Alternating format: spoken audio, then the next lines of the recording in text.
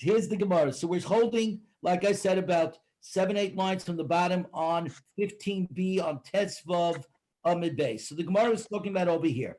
So remember, once again, in our Mishnah, very quickly, there's an argument between Rabbi Meir and Rabbi Yossi. Rabbi Meir essentially says, from their words, we see that you're allowed to burn together truma that is tahar, that is pure, uncontaminated, together with truma that is tameh, truma that is not pure, is contaminated on Erev Pesach. And the question, and at this moment in time, we're saying he's learning it out of the words of the first Tana in the Mishnah, which is Rav Chanina Sagan Kahanim, and we've been having very interesting what exactly is the case of Rabbi Chanina Sagan Kahanim, of which Rameh is agreed. And then along comes Rabbi Yossi, and Rabbi Yossi says, Eina min amida, it's not analogous. And then he says, because you see that Rabbi Yehuda and Rabbi Elazar together said that no, you have to burn them separately. Okay, so that's where we were. So now the Gemara says like this: if we've been saying now, we've been arguing for the last page, that Rameya has been learning his law that you're allowed to burn the two trumas, Tameh and Tar, together on Erev Pesach, from the testimony of Rabbi Chanina Sagan Kahanim. Then if the question is, hold on a second, I'm going to shut the window because too much noise out there. Okay, much better. Okay, so then the question is, my moide. What's the point that Rabbi Yossi says that Rabbi Eliezer and Rabbi Yeshua Amoda agree that the two have to be burned separately? Who cares about Rabbi Eliezer and Rabbi Yeshua? Rameir is bringing proof from Rabbi Chanina Sagan Kahanim. He's not talking about Rabbi Eliezer and Rabbi Yeshua. Who cares what they say? His proof is coming from a different Tana, a different person. So what's the connection? So Zakti Gemaras. Hachi Kamala Rabbi Yossi Rameir. He's saying, I know you learned it out of Rabbi Chanina Sagan Kahanim, but it's universally understood that I feel the Rabbi Yeshua Demeikol, that even according to Rabbi Yeshua, who's the biggest lenient person that we've got, because he allows us to burn holy things together and he really doesn't get in the way. Ki Meikol, when is he being unbelievably lenient regarding the combination of two holy things? B'tetuya u'b'tameya. That's only where one is definitely tamei and one is uncertain. It's tuluya. It's neither here nor there. We're not sure. Give me a second. I seem to have lost the thing. Hold on. Here we go. Okay, I'm sorry. We're not sure where it stands. Avol, in our case, when you're dealing with a definite tameh and a definite truma that's still tahar, we know for a fact it's completely not contaminated. Avol b'tayra b'taharu tameya loy. There he never said that you can come and burn them together. Where did he say you can burn them together? He said it. One is tameh and one is unknown. There's an uncertainty. So on an uncertainty, when it comes to holy stuff, whether it's kudshim or teruma, once I get to an uncertainty, I'm not allowed to eat it anymore. It's asur b'achila. It's forbidden to be eaten. Since it's forbidden to be eaten, it's already slid down towards the tameh. I can burn them together according to Rabbi Yeshua. But where one side is clearly tahar, is completely uncontaminated, I'm allowed to eat it if I'm a kayin. I obviously cannot burn them together. So Zakti Gemara, if you still want to say, from Mamre's point of view, that he's learning it out of Rabbi Chanina Sagan Kahanim's case, Amai Eino Minamaniduhu, Midahu. What are you talking about? Rabbi Chanina Sagan Kahanim case is because at the end of the day, we were standing. The last thing we said about Rabbi Chanina Sagan Kahanim is that one piece of meat was a rishon because it was touched by an abatuma. The second piece of meat we said was only a derabanan.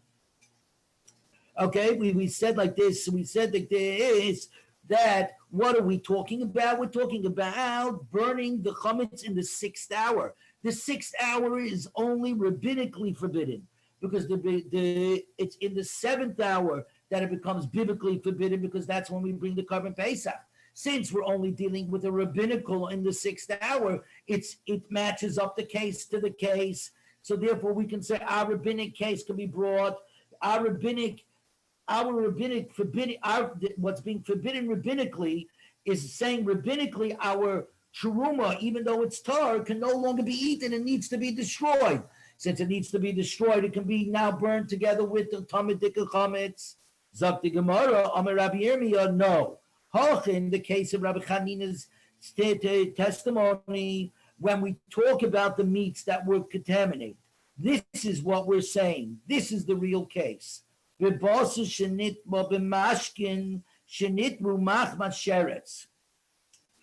dealing with the case that where the meat was metama by a beverage, by a liquid, by a mashke. Beverage, mashke means liquid beverage. So we're going to use the word mashke. Remember, Michael is food, mashke is liquid. So we're dealing with a piece of meat that was touched by a tomadika mashke, by a contaminated liquid that had been touched by a sheretz, or any other avhatuma. So the avhatuma turned the mashka, touched the liquid, which logically means it made the liquid from an avhatuma into a rishon, and then this avhatuma, this liquid, proceeded to touch this meat, which logically means the meat is now a sheni l'tuma. Avatuma touched the liquid, making the liquid into a first. The first touched the meat, which turn makes it into a second. And now here's the situation. Va'oz the Ramei l'tamei, and Ramei in drawing an analogy between Rabbi Chanina's Sagan's case and our case of chametz of truma, one which is tamei, one which is tar, is going and talking about his interpretation regarding liquids, mashka, and their ability to be metama, something else, and their ability to convey tuma to a second thing. And Rabbi Yossi l'tamei, and Rabbi Yossi in rejecting the comparison between Rabbi Chanina Sagaganim and our case of the two trumas, is talking about what he believes is the rule regarding Tomei Dikla Mashka, that liquid that was contaminated, and its ability to be metama something else, and its ability to convey tuma to a secondary thing. Ramei l'tamei. Ramei says his reasoning. The Omar Tumas Mashkin l'tamei acherim dirabonon. The truth is, when an av hatuma touches liquid, thereby turning the mashka, the liquid, into a rishon,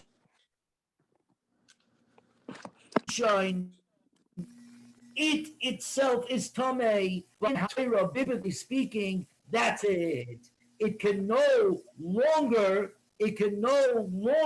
convey tumah to the next thing. Minat Torah, it has no power to convey tumah further down the line. It is only rabbinically speaking that we say rabbinically speaking, it could be metama, something else on a rabbinical level of tumah.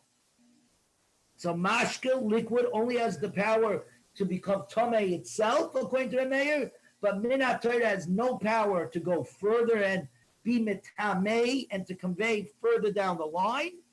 Only rabbinically does the Rabbanon say we're going to give it some power to be metama down the line to convey tumah further down. That means that the meat that had been contaminated by a beverage, what did we just say the case of Rabbi Chanina Sagaganim is? That an avatoma touched a liquid, thereby turning the liquid into a first, the rishon. Then that liquid touched one of the pieces of meat, right? Now Rameya holds, biblically speaking, the fact that tamei dika liquid touched meat is meaningless. The meat is still tar because liquids don't have the power to convey further tameh. It's only rabbinically speaking that second piece of meat is now tameh, which means we are now dealing with one piece of meat that is definitely tameh midiraisa. It was a piece of meat that was touched by an abatum that became a rishon. That was now together with the second piece that has only been touched by liquids that were contaminated, and liquids that were contaminated can only convey toma to something else on a rabbinical level. So now we have a rabbinically contaminated thing together with a biblically contaminated thing, and we say that they could be burnt. So now we've got the same case by the chametz. By the chametz, I've got two pieces of chametz. One is the truma that's tar. One that's truma that's tameh. But we're dealing with the 6th hour, which is only rabbinical. Rabbinically, we say now it becomes forbidden to have anything to do with this chametz, and I've got to dispose them. So we're saying, since we're dealing with the rabbinical, and you're allowed to move a rabbinical from one level to another level, I can go ahead and burn it together with the what he called the tummy that's actually tummy midiaraisa. Along comes up, right? Does that make sense to everybody, sort of? I'm going to assume that it makes sense. Otherwise, ask. Okay, but Rabbi Yosi l'tamei, and Rabbi Yosi says no. The Omar tumas mashkin l'tamei acherim diaraisa. He says no. I hold that not only do liquids become contaminated in themselves, becoming tami la'atzmai, but yes, even biblically, they still have the power to contaminate l'tamei, to convey tumah further down the line. So this case of Rabbi Chanina Sagan Ghanim is dealing with two biblical situations. Therefore, it's not analogous to our case of the chametz, of the two chametz. Rabbinically, you would not be able to burn the Torah together with the tameh, even in the 6th hour. So now the Gemara says. Okay. So wait a second. So what do we don't hold like Rabbi Yossi, right? Well, we don't know what we hold like yet. All we're saying is we're trying to understand the Mishnah. I know, but he's saying that a beverage that biblically will make something food tameh. Correct. That's right. He's saying biblically. But when we learned in our introduction. Okay, because you know the rest of the story. As somebody well, I don't know the rest. I only know the intro. Right. But the intro did say that a beverage, and that was in your intro too. Right. That a beverage. Right. But here's my point. Where we stand today, right here, we can only when you look at these Gemaras, it's like we always know what's coming because we know where we stand now, the way we paskin, the way we hold. But how it was worked out, because of what you just said, Charlie, is the reason why when it comes to halacha, we do not paskin from the Gemara. There's a rule. You don't look in the Gemara to paskin a shaila. You have to go further to the Rambam, to the Rif, ultimately the Shulchan Aruch, and argue it out. Because the Gemara is a conversation, a give and take, two different sides of an opinion. Very rarely does the Gemara say the halacha is like this. And even when it does. I know, but I thought in one of the footnotes, I understand, but in one of the footnotes, it basically said that in issues of Tameh and Tahara, when it comes to Rav Yossi and Rav Meir, we hold according to Rav Meir. That is correct. But it's not saying it from the Gemara, it's saying that we, from the Shulchan Aruch. Exactly. And the reason for that, so you should understand, is because we have a rule. Stam Mishnah Rameir. When Rebbe HaKadosh, when Rebbe the Prince wrote the Mishnah, and he didn't write in the Mishnah whose opinion he was writing, he was bringing down Rameir's opinion. Rameir is Rameir Bal Hanes. When we talk about Rameir Bal Hanes, we were talking about Rameir, the owner, the owner of the miracles. He was Rameir, and Rameir means the light. Rebbe Meir, the Rebbe who lit the world. That's how powerful he was. And interestingly enough, Rameir came from Gerim, from converts, just like Rabbi Akiva came from converts. This is the famous story in Pesach. You know, you have Rabbi Akiva, Rabbi Eliezer, Rabbi Tafra, Rabbi Yeshua, Shai Mesubah, B'nei Barak.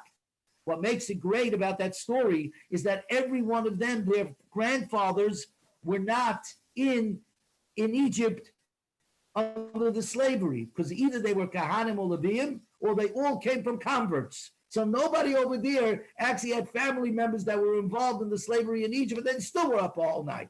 It's amazing that so many of our great people came from the outside in to influence us. But you're exactly what you just said. That is a rule across Shas, but that's not the way the Gemara works. The Gemara works. No, but I mean, that's what's fun about the Gemara. It goes back and forth, trying to argue why Rav Meir is wrong, but it's good. And you will find, because we're about to spend a whole page now on what exactly are liquids, back and forth from a million different points of view. Okay, good. And it's essentially a boxing match that we don't know what the thing is. Exactly. So, the Tanya, so now the Gemara is going to say, what is the source of this argument about Rameh and Reb Yossi regarding mashka liquid having the ability to convey tumah or not to something else? Again, Reb Yossi says biblically they can. Rameh says no, they can't. At least at this moment in time. The Tanya, because it says we're on top of Tazayim, we're on today's daf Tazayim Amid Aleph. Suffik mashkim litame, if it's a case of a suffik, it's a doubt whether the liquids had ever became contaminated, ever became tummy. I do not know if a tumadika person touched the liquids or not. The din is tame. It's tame. And the reason is because according to this Mandiyam, which is Rameir, he's saying that liquids in themselves biblically could become tame. So now we're dealing with the thing itself, and it's an uncertainty. The rule is suffik di'araisa is lechumra, and uncertainty on a biblical law we go strictly. But litame acherim, but in a case of doubt where we're not sure that this thing which we're not sure is tame, but even if I knew it was tame, the liquid was tame, but we're not sure it touched something else. The halacha is tahar divrei Rameya, because Rameya holds biblically liquids cannot convey tumah down the line, which means only rabbinically it could. Since it's an uncertainty, we have a rule regarding rabbinical uncertainties, suffik derabanan likula, an uncertainty on a rabbinical law, we are lenient. So on one half, on itself, it's a diaraisa. So the uncertainty creates a suffik diaraisa lechumra for it to be strict, and on the other hand, then we're not sure if it conveyed tumah, that's only rabbinical, and suffik the rabbanan is lekula, we're lenient. That's Rameir.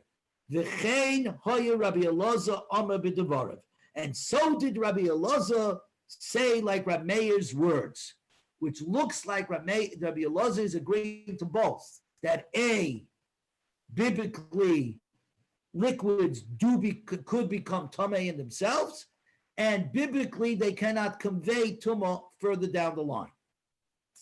Rabbi Yehuda la kol tamei, everybody's tamei, because Rabbi Yehuda holds mashka liquids could become tamei in themselves, and they could convey tumah down the line biblically. Rabbi Yosef and Rabbi Shimon Oimrim la oichlin tameim, regarding foods that have been touched, regarding food that's been touched by tummy dikkel liquids, the rule is that if we're not sure that this tummy liquid touched food, they are tummy out of a suffix because it's a suffix di'araisa l'chumra l'kelim tahirim. So Rabbi Yosef and Rabbi Shimon Oimrim say in half and half. They said that liquids are tamei in themselves, midiaraisa min ha-Torah. The power to be metamei, the power to convey further down the line, it could convey it down the line on food. It cannot convey it down the line on utensils. Okay, and that's the thing. So here that Rameh and Rabbi Elazar have say that the capacity for tamei liquids to convey tumah down the line is only rabbinical, and Rabbi Yossi, together with Rabbi Shimon and Rabbi Yehuda, say no, especially when it comes to food. But according to Rabbi Yossi completely, right? I mean, according to Rabbi Yehuda completely, but according to me, when it comes to food, biblically, they could still liquids can convey tumah down the line. Now, this concludes the Gemara's analysis of our Mishnah. But now, having said everything that we just said, we're now going to begin to analyze what we just said. So we just said that according to Rameya, according to biblically, liquids can be metama. It could be metama itself, but cannot convey further down the line, only rabbinically. And apparently, Rabbi Elazar Amar Kidavara, Rabbi Elazar perfectly agrees with Rameya. On this, says the Gemara, of Rabbi Elazar, Mashkin Islay Tumah B'Olam. According to Rabbi Elazar, does beverages have any kind of tumah whatsoever? Rameya said it does. It becomes tumah on itself. They said, what are you talking about? But I'll show you a Rabbi Elazar where clearly he seems to be saying that mashke liquid never becomes tumah minat Torah biblically. But Tanya, we learned in a Baraisa, Rabbi Elazar, ain't tumah lamashkin kolika. There is no laws of tumah when it comes to liquids biblically whatsoever. That means if liquids are touched by an avatuma, biblically, there's nothing wrong with them. They're still tahar. They're still uncontaminated biblically. Al El comes and it's Teda. And he says, I'll bring you a raya. Sharei Heyid Yosef ben Yoezes is Sereda, because the great Yosef ben Yoezes of the city of Sereda testified, who's mentioned in Pirkei Avos, Al El Kamsa, that regarding the grasshoppers with the name El Kamsa Dachan, they're kosher, they're tar. I'm telling you that we have a Messiah, that this grasshopper is kosher, you're allowed to eat it.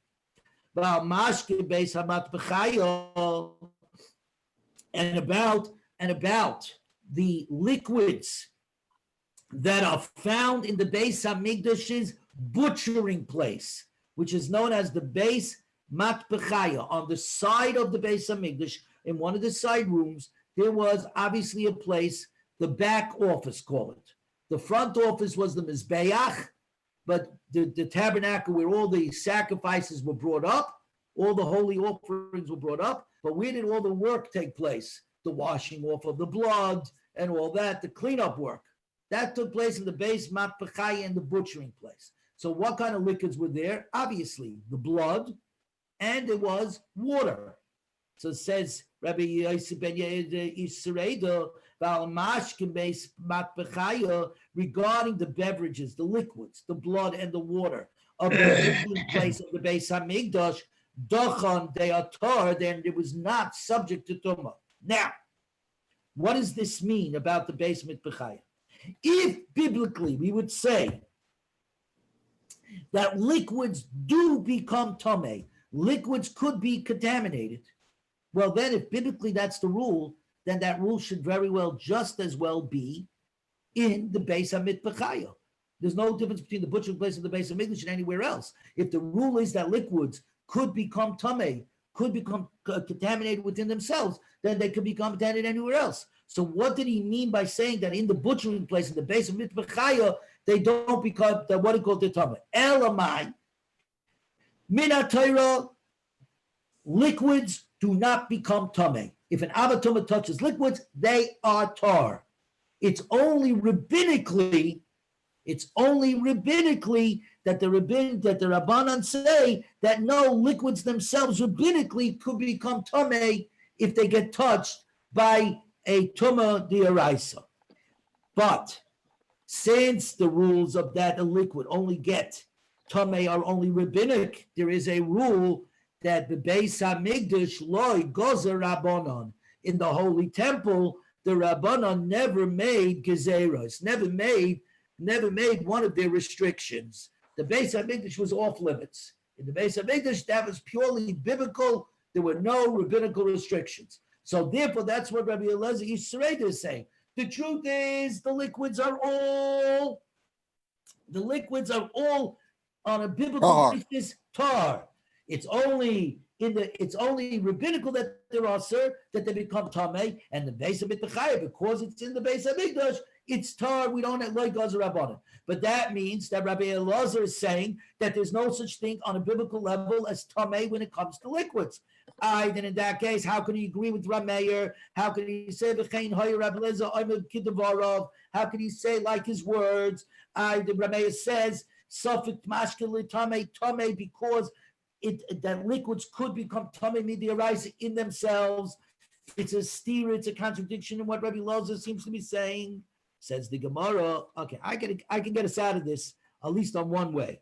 Great, we can answer this with Shmuel because he explains Rabbi Yossi ben Yeezer's testimony. When Rabbi Yossi ben Yeezer said regarding the liquids of the butchering place, he was talking about the liquids and their ability to convey tumah further. He's saying Minat Torah liquids, of course, can become tamei in themselves. It's only the ability to convey tumah is only rabbinic. And since it's rabbinic in the Beis HaBit in the butcher place, since it's in the Beis HaMikdash, guess what? The liquids can't convey further. That's what Yosef ben Yeezer was talking about. In other words, when Rabbi Yosef ben Yeezer said, Dochan, it's kosher, it's tar, about its ability to convey tumah further down the line. The blood and the water in the base of Mikbechaya do not convey further because that's only rabbinic. But of course, they have their own tumah, like all other liquids that, like Rameir said, that are mitama ba'atzma. Shapir, now I could go. Rabbi Elazar is not a stira. Rabbi Elazar is agreed with Rameir. Fine. That what? The Dioraisa on a biblical basis, it's matama itself. Rabbinically, it can convey, and in the Beis HaMikdash, we don't have a rule, any rabbinical rules. But Avol Rav, the Oma, Dochan Mamish, that Yosef ben Yeezer is talking complete. Liquids don't have any biblical tumah. In that case, Rabbi Elazar is his words are contradicting. How can he hold like Rameir that they have biblical tumah on in themselves? Ba'atzmai. In the Ba'atzman there is Ma'yikalamema, Amar Rab Nachman by Yitzchak, the phrase Achado. You're right. We need to split Rabbi Eliezer into two pieces. He agrees with Rameir's second thing that the ability of liquids to convey tumah down the line, to be metama acherim, to convey tumah further down the line, that's only rabbinic in nature, and therefore Rabbi Yosef ben Yeezer simply says that there's no rabbinical rules in the Beis HaMikdash, so the mashka of the Beis HaMikdash is tug, it cannot convey. But Rabbi Eliezer doesn't agree with the first rule of Rameir, which is that biblically it could be metame itself, that liquids could be metame in themselves. That he doesn't agree with. So for the Gemara, that's all very nice, and that sure cleans up our problem. But here's the problem. What did Rabbi Eliezer say? In Rameir's words, meaning his complete words, both his first rule that it does have biblical, that liquids have biblical tamei, and his second rule that they don't convey biblically, not just, which means that Rabbi Eliezer holds both rules. Rabbi Eliezer, if you look at the way he writes, says the Gemara Kasha, you're right. The wording doesn't make this work out too well. But when the Gemara ends up with the word kasha, it usually means I can figure out an answer. It's an editing problem. It's a language problem. However, the answer that I'm going to give is a little shoehorned, so I'm not going to go into it. And they leave it at a question. Now the Gemara says, we just brought a machlokes between. Well, I want to ask you a question. Sure. When it says kasha, they don't go ahead and try to explain it, correct? Correct. Because what they did now, if you look, it's not like teku, but it means, I understand. Right. So it just means that, yeah, it's really a problem, but we're not going to bother to discuss it right now. Right. And the reason usually is because usually it's a language issue. Take a look over here. You see, it's a language issue. In yeshiva, we used to say, it's only diktuk. We don't learn diktuk, right? That's the idea. It's like all those Rashis. I got it. Okay. Yeah, you got it. There's a whole bunch of diktuk Rashis in Chumash, and nobody learns them because we just move on, right? So the point is, come up with an answer. It's not but it wouldn't be the world's greatest answer. Not going down that road. Gufa. We just had an argument between Rav and Shmuel in the words of Rav Yossi ben Yoezer Ish Sereda.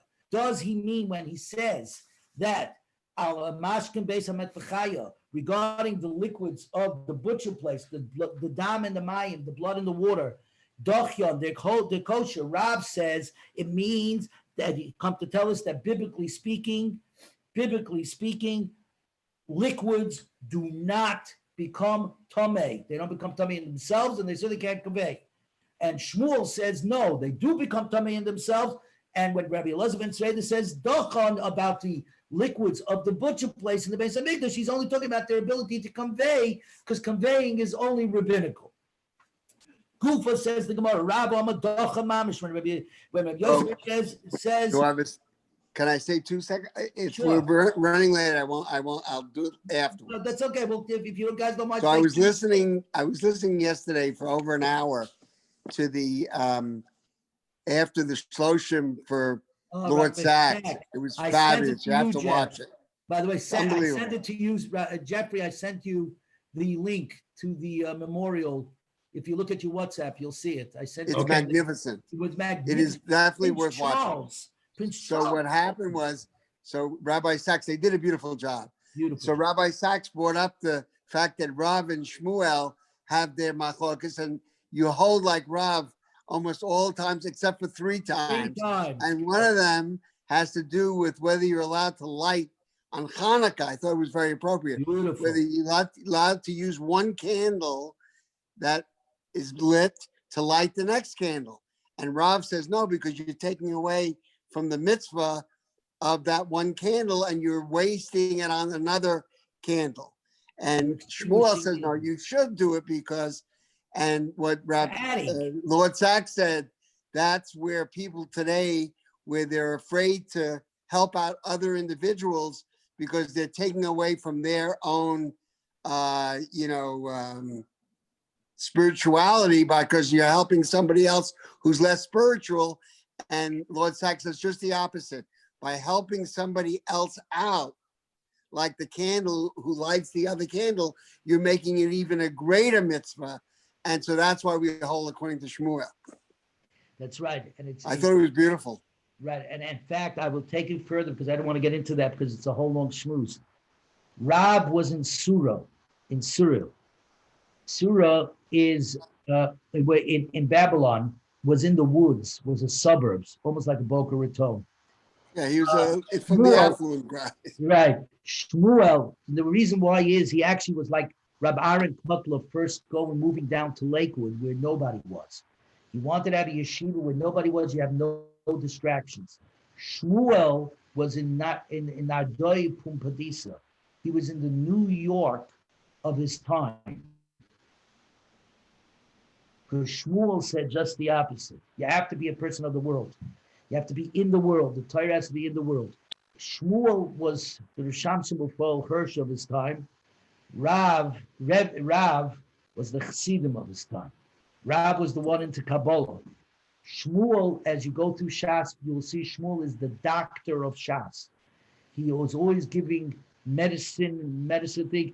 It says in Shas that Shmuel knows the roads of heaven, the astronomical roads of heaven, better than he knows the streets of Nadoy. That's what it says. And that's the idea. I'm sorry to take us off the topic, but I thought it was a very nice thought because normally when you learn between Rav and Shmuel, you always hold according to Rav. So, and Rabbi Sachs, it was beautiful. Now, the truth is, Rabbi Sachs, when he said we only hold like Shmuel 3 times, it's not exactly totally that because in monetary things, we always paskin like Shmuel. So he was talking about in non-monetary law, we paskin always like Rav, except in 3 cases. Okay? But Jeffrey, if you have a chance, it's going to take a little bit more than an hour. You should really watch it. It's just beautiful. I'll check out the WhatsApp, and you I said you sent it sent to that you. to me, Yitzhak? Yeah, I It's, sent it to you last night. Okay, It's really Yeah. special. They Yeah, did a he- beautiful job. yeah, thank you. And I have to tell you, it still hurts to say that that was a man who knew Yiddishkeit, who knew Judaism. I used to say that man knows Yiddishkeit. He truly, in many ways, was. We were lucky. We were lucky to have him for when we had him. We were lucky, Yeah. and we need to drink from his But- water. That's true. But Let's when you go further. see the tribute, you're going to realize that not only the Jews benefited from him, the world benefited. The world benefit, and they've still got him because his books. I don't know if you ever started his book yet, but the Great Partnership. Don't forget it, Jeffrey. No, I won't, but Yitzhak, I think I mentioned to you, my daughter had worked for APAC for a number of years.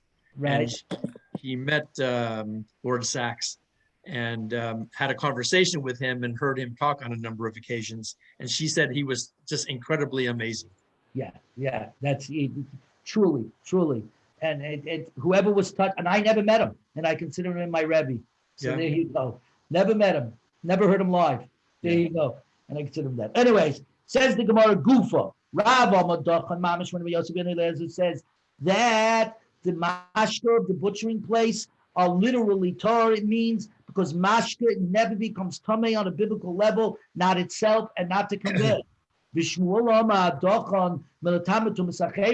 he says dochon kosher, it means that mashka does not have biblically the power to convey. But of course, it does become tamei in itself. Rab says liquids have no tumah whatsoever. He holds tumas mashkin d'rabbanan. He holds the capacity of liquids to become tamei is only rabbinical in nature.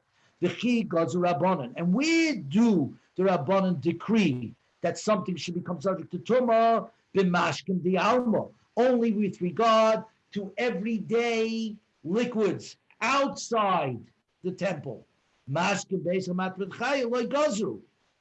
But the liquids inside the temple, inside the Beis Hamikdash, in the butchering place of the Beis Hamikdash, they did not go. Why? Because the Beis Hamikdash, like Gazu Rabbanon, the Beis Hamikdash was uniquely a biblical place. Shmuel says, Dochan bin Atami Tumas Acherim. Yosef ben Eliezer, when he says Dochan, means only that they cannot convey Tumah. Tumas Atzman Yeshlam, but they have their own Tumah. Yes, they themselves can become Tumah. Kisabar, he holds tumas mashkin atzmon diaraisa. The ability of liquids to become tumah themselves is a diaraisa, is biblical. The tama cherim rabbanon, and the ability to convey tumah is only a rabbinical restriction. The chi goes rabbanon, and when did the rabbanon decree the mashkin di alma only on outside, good old regular liquids. The mashkin the base but the liquids of the butchering place in the base of English, they didn't decree. Where did they decree? Only regarding their ability to convey tumah, because that's rabbinic in nature. But of course, even the liquids, the blood and the water in the base of mitbachayim, the butchering place in the base of English, of course, they could become tamei in themselves because that's biblical in nature. We continue. Keep going right along this line. So Rav Huna said to Bar Chani, said to his son, when you go up to yeshiva and you're learning by Papa, Rami Lay asked him this question. What did Shmuel actually say regarding the liquids of the Beis HaMikdash, of the butchering place in the Beis HaMikdash? That they are only tar midiaraisa, that midiaraisa they cannot convey, but liquids do have their own tumah, Korea Khan, but I've got a pasuk that seems to say just the opposite. The pasuk says as follows: V'habasar, and the meat of kachim, holy meat, asher yiga b'chol tomei, that touches anything tomei, lo yochel, shall not be eaten. They are tomei. So let's get this straight. Holy meat that touches, the words are b'chol tomei, anything that's tomei. Well, if you, Shmuel, hold that liquids are tamei in themselves, are intrinsically tamei in themselves, even biblically, that means even in the Beis Hamikdash, just that they cannot convey. We've got a contradiction, because according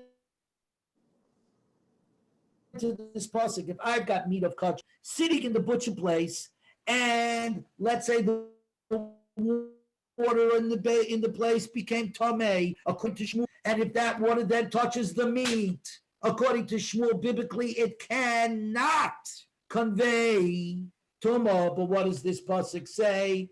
Basa, any meat of kosher that touches anything tamei, which would be the water in the base of mitbechaya, you cannot eat, which seems to say very clearly that the water, if it becomes tamei, could definitely convey, even biblically. I've got a contradiction.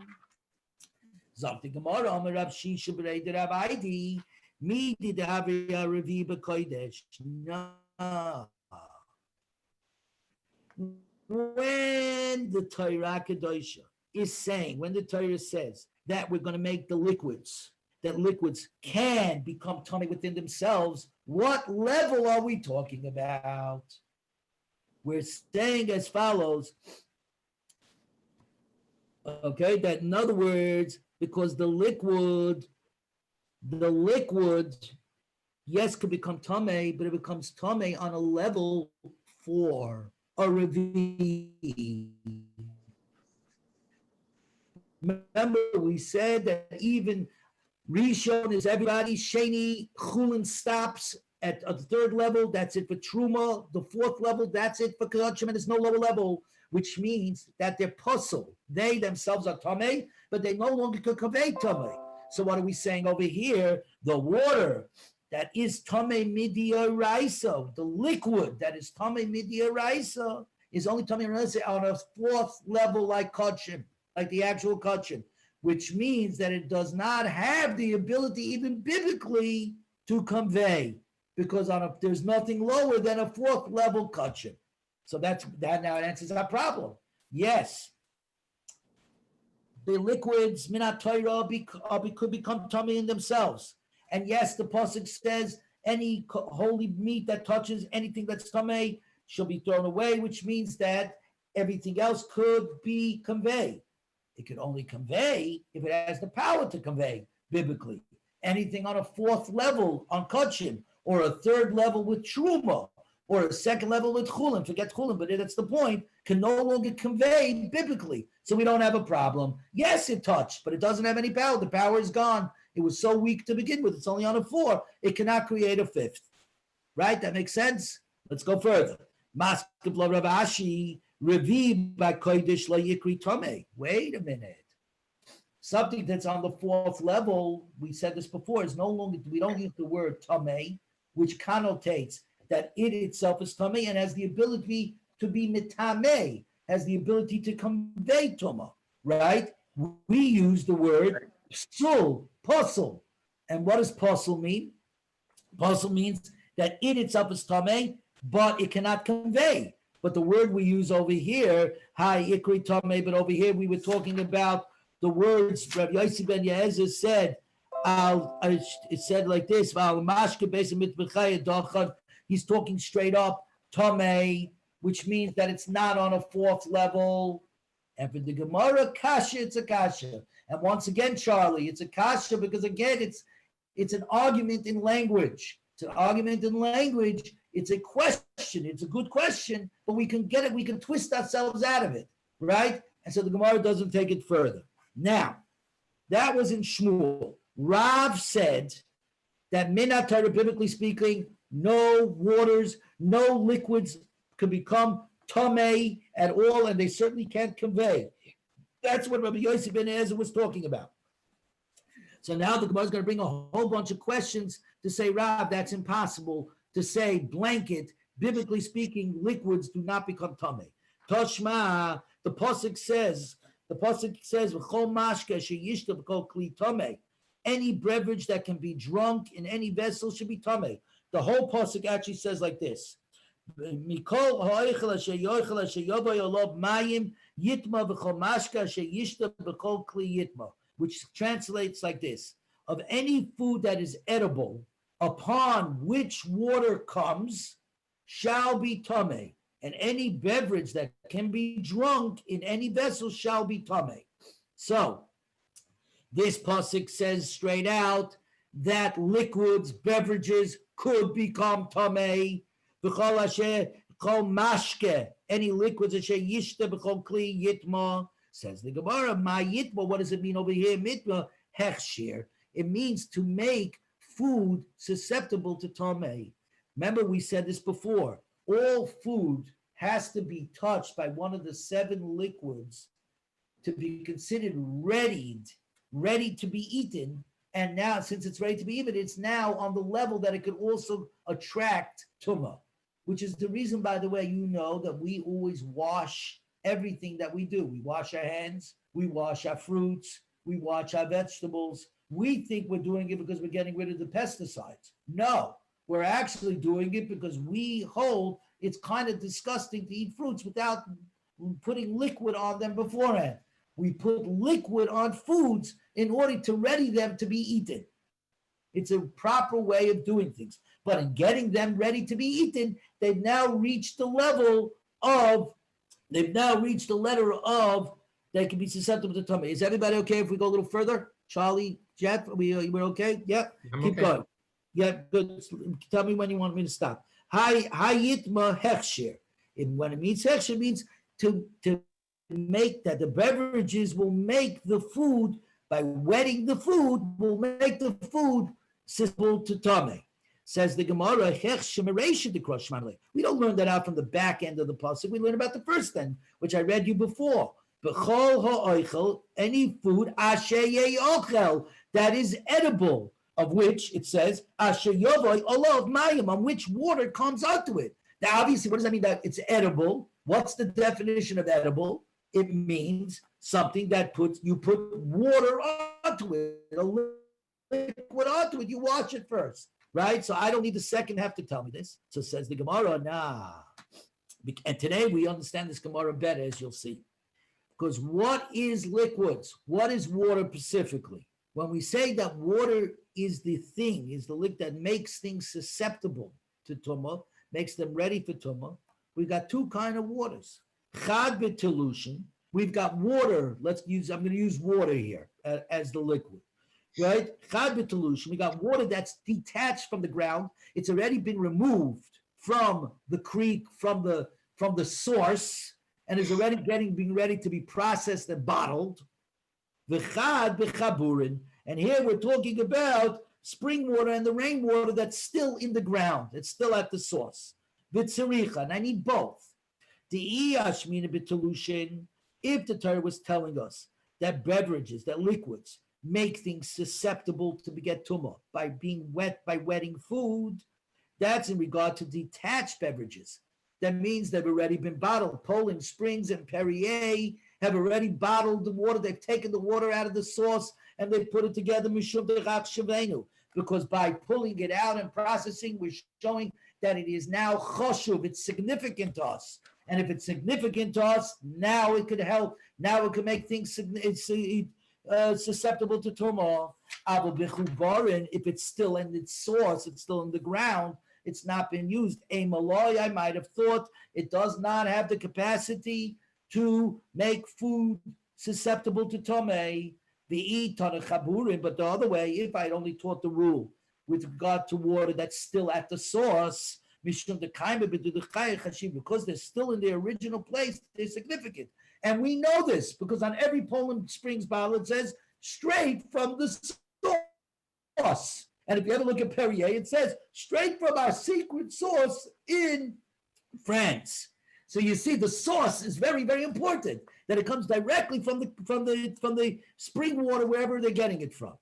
Aval Telushin, but now that it's been detached, a malloy, because you can buy Walmart's brand, you can buy Winn-Dixie's brand, right? I don't need the guy. Who cares where we're getting the water? Tziricha, therefore, the pasuk is coming to tell us that no, both parts of the pasuk are necessary. to teach us it doesn't matter where the liquid comes from, whether it's still on the ground, as it were, or it's been detached and ready to be processed. It doesn't matter. They both have the capability of making other things susceptible to tumah. So now the Gemara is going to go again, ask on Rav, who said there's no such thing midiyaraisa of tumah by liquids. Tashma, I've got another pasuk.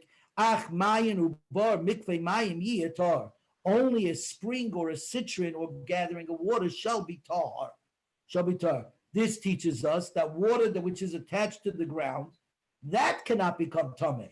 But water that subsequently becomes detached from the ground could certainly become tameh. So you see, there are liquids that can become tameh.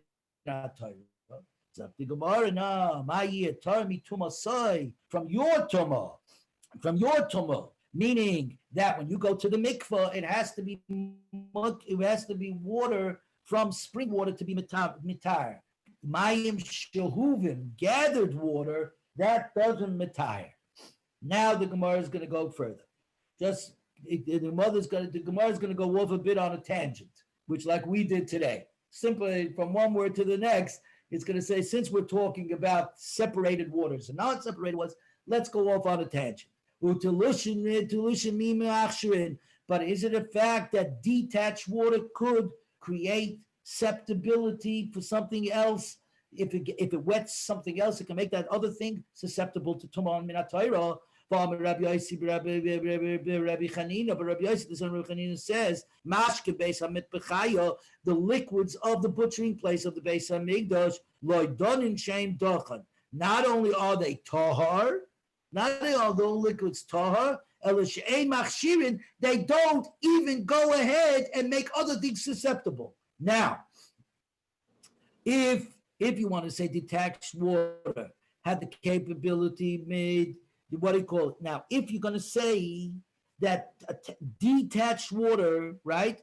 Detached water has the ability everywhere else to make other things susceptible for tameh. If that's a rule in tameh, then that rule would also be in the base of mitbechaya. It'd be base of mitbechaya. Biblically, water, whether it's attached or detached, to make other things susceptible, then it makes it susceptible anywhere. Elamai. The truth is, detached water must be that biblically doesn't make things susceptible, and it's only rabbinically that it makes it susceptible. And there's no rabbinical laws in the base of mitbechaya. So you see over here clearly detached water is only rabbinical in nature, and biblically detached water, telushin, water that is tolush, that has been detached, does not have any more power to make something else susceptible to tumah.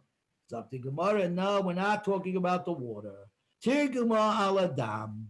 Remember, in the butcher's place, there's two kinds of liquids: the water that they spray everything down with, and the blood. Blood is different. How do I know that the blood, which is one of the 7 liquids, the blood of sacred offerings, of the holy offerings, do not have the ability to make other things susceptible to tumah, that if the blood touches something else, it doesn't make the other thing susceptible to tumah? Regarding the blood of an animal, that means a regular chulin that we go ahead and we shecht, we slaughter in order to eat. What do we do with its water? We say you should let the water spill on the ground. You should let the blood spill on the ground like water, and then it gets covered over by the dirt. Dam shenifcha kamayim machshir. Only blood which may be spilled on the ground like water, it becomes like water and therefore makes other things susceptible to tumah. Amud Beis. We are now on Tezvav Amud Beis. Dam she'ein nishcha kamayim ein machshir. But blood that cannot be spilled on the ground like water does not make other things susceptible to tumah. Now, what blood is not allowed to be spilled on the water? Obviously, the blood of basar kachim, the blood of sacred offerings, right? That may not be spilled on the thing. On the contrary, that has to be put on the mizbeach. It has to be sprayed on the mizbeach. So you see over here that cannot make food susceptible to tumah. Maskiv lo Rav Shmuel Barami harei radama tamsis. Wait a minute. When it comes to the blood of sacrifices, there are two kinds of blood. There's dam achayim, that is the dam that squirts out with power. That's the blood that is captured in the holy vessel and then conveyed to the tabernacle, to the mizbeach, to be zarika, to be zyrek, to be spritzed on the tabernacle. The other blood, which is the first blood and the last blood, meaning when you make the incision, first there's a trickle of blood, then there's a huge spurt of blood, and then there's again a trickle of the remaining blood.